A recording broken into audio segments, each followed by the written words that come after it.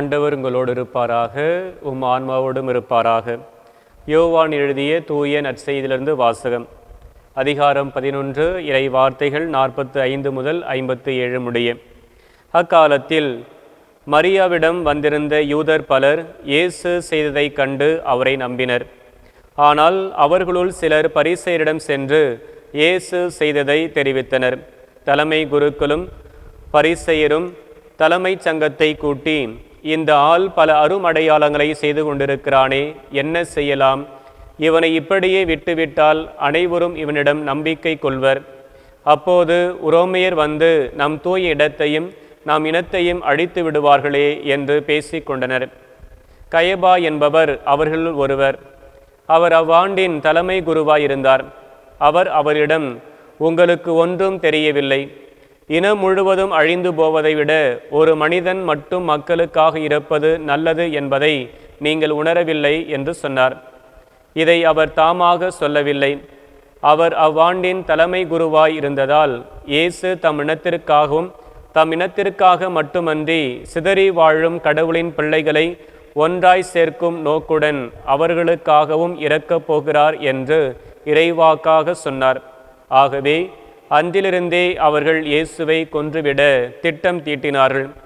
அது முதல் இயேசு யூதர்களிடையே வெளிப்படையாக நடமாடவில்லை.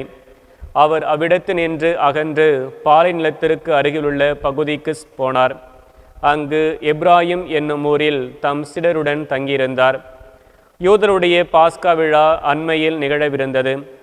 விழாவுக்கு முன் தங்கள் தூய்மை சடங்குகளை நிறைவேற்ற பலர் நாட்டுப்புறங்களிலிருந்து எருசலேமுக்கு சென்றனர். அங்கே அவர்கள் இயேசுவை தேடினார்கள். அவர் திருவிழாவுக்கு வரமாட்டாரா?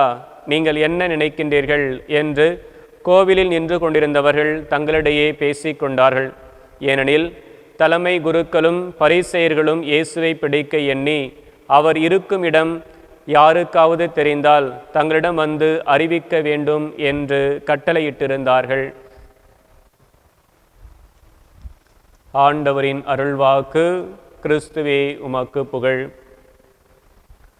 இறையேசு கிறிஸ்துவில் பிரியமான சகோதர சகோதரிகளே, இன்றைய நற்செய்தியில் தலைமை குரு கயபா மக்களினம் முழுவதும் அழிந்து போவதை விட ஒரே ஒரு மனிதன் மக்களுக்காக இறப்பது நல்லது என்று கூறுகிறார்.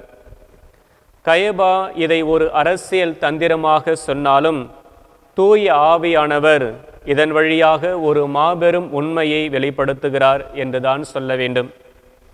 காரணம், ஆதாம் என்ற ஒரு மனிதனால் மரணம் உலகிற்கு வந்தது போல கிறிஸ்து என்ற ஒரு மனிதரின் மரணத்தால் வாழ்வு உலகிற்கு வர வேண்டும் என்பது இறை திட்டம். அதாவது ஒன்றிற்கு ஒன்று ஈடான மீட்பு என்று இதை அழைக்கின்றார்கள். இரண்டாவதாக, சிதறி போயிருந்த கடவுளின் பிள்ளைகளை ஒன்றாக கூட்டி சேர்க்கவே அவர் இறக்கவிருந்தார் என்று பார்க்கிற பொழுது, பாவம் எப்படி மனிதர்களை கடவுளிடமிருந்தும் ஒருவருக்கொருவரிடமிருந்தும் பிரித்து வைக்கிறதோ, அதாவது பாபேல் கோபுர நிகழ்வை நாம் இங்கு நினைவு கூற வேண்டும். பாபேல் கோபுர நிகழ்வு எப்படி மனிதர்களை சிதறடித்ததோ அதே போல பாவம் நம்மை சிதறடிக்கிறது. எனவே இயேசு சிலுவையில் தன்னுடைய கைகளை விரித்து வைத்திருப்பது வடக்கையும் தெற்கையும் கிழக்கையும் மேற்கையும் இணைத்து சிதறி கிடக்கும் மனித குலத்தை ஒரே உடலாக திரு அவையாக மாற்றுவதற்காகவே என்பதை நாம் இங்கு நினைவு கூற வேண்டும். மூன்றாவதாக, மரணத்தை மரணத்தால் வெல்லுதல். எப்படி வைரத்தை வைரத்தால் வெட்ட முடியுமோ அதே போல மரணத்தை மரணத்தால் தான் வெல்ல முடியும் என்பதற்கு இயேசு ஒரு சிறந்த உதாரணமாக இருக்கின்றார். இன்றைய நற்செய்தி பகுதியில் இயேசுவை கொல்ல சதித்திட்டம் நடக்கிறது. சாத்தான் இயேசுவை கொல்வதன் மூலம் வெற்றி பெற்று விடலாம் என்று நினைக்கிறான். ஆனால் இயேசு மரணத்திற்குள்ளே இறங்கி மரணத்தின் அதிகாரத்தை உள்ளிருந்தே உடைத்தார். எப்படி? எசேக்கியேல் புத்தகத்தில் நாம் பார்ப்பது போல உலர்ந்த எலும்புகள் எப்படி உயிர் பெற்றதோ அப்படியே இயேசுவின் மரணம் நம்பிக்கையாளர்களுக்கு உயிர் மூச்சாக திகழ்வதை நாம் புரிந்து கொள்ள வேண்டும். எனவே அன்புக்குரிய சகோதர சகோதரிகளே, இயேசுவின் மரணம் என்பது ஒரு தோல்வி அல்ல, மாறாக அது ஒரு ஒன்று சேர்ப்பு. ஆதாமில் நாம் இழந்த இறை சாயலை இயேசுவின் தியாக நமக்கு மீண்டும் பெற்று தருகிறது.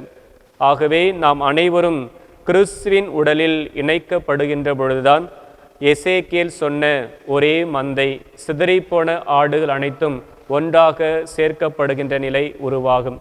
எனவே பாவம் நம்மை சிதறடித்தாலும் ஆண்டவர் இயேசு கிறிஸ்துனுடைய அருள் நம்மை தந்தை கடவுளோடும் இறைமகன் இயேசுவோடும் இணைக்கிறது என்பதை உணர்ந்து ஆண்டவர் இயேசு கிறிஸ்துவிடம் நெருங்கி வருவோம்.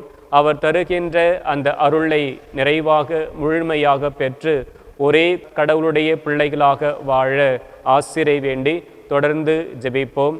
ஆமேன்.